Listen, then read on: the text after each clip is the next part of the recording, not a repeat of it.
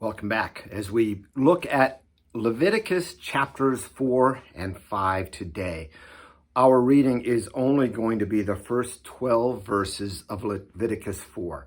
I invite you to read over all of it. I'll be doing a summary of other parts of it. There's a lot of repetition. Again, repetition is how they remembered. It was an oral society for the most part. Moses had written it down, but yet not many could read. So it was being passed down verbally. And it's a reminder to us of that importance that we have to teach these things to our church children verbally, not just relying on the written word, but to speak with them, to share it with them, talk about it in other ways. We'll get to that in Deuteronomy. Anyway, let's pick up chapter 4, verse 1.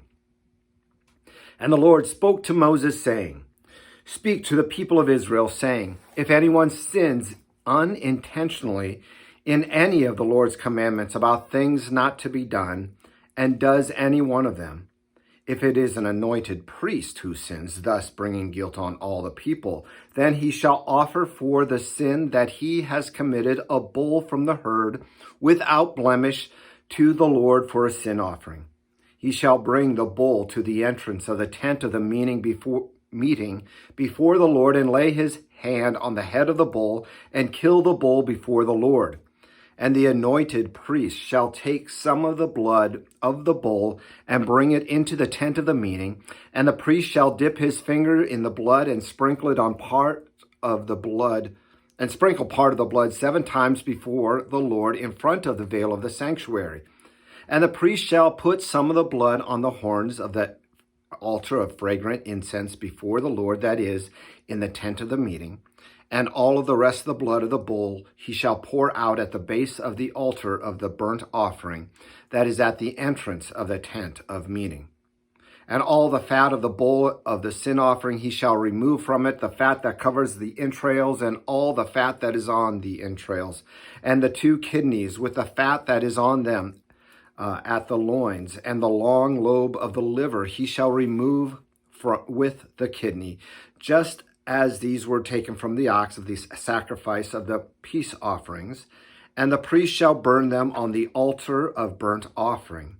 But the skin of the bull and all his flesh, its head, its legs, its entrails, and its dung, all the rest of the bull he shall carry outside the camp to a clean place, to the ash heap, and he shall burn it upon a fire of wood.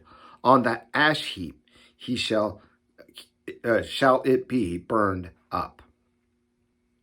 As we look at this, it shows what the priest should do if he unintentionally sins and brings guilt upon all the people by his sin. It talks about taking the bull and sprinkling of the blood in the altar in certain ways, in specific ways, burning the fat on the altar with certain of the kidneys and the livers and some of those things, and then the rest of it to be burnt out of the camp in a clean place on an ash heap. Why there? Well, remember, some of the meat for the guilt offering that we talked about earlier would be to feed the priest. Here, he was not to eat any of that. That came as a result of his sin, or any sin. The laying of the hands on the head of the bull in many ways is putting the sins upon that animal as it is sacrificed.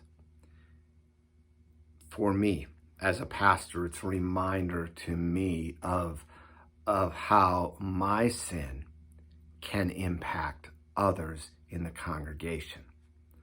Why it's a call for me and for all pastors, all ministers of the word and church workers to be extra careful, to heed the word of the Lord, to follow in his ways, lest through our sin we lead others astray.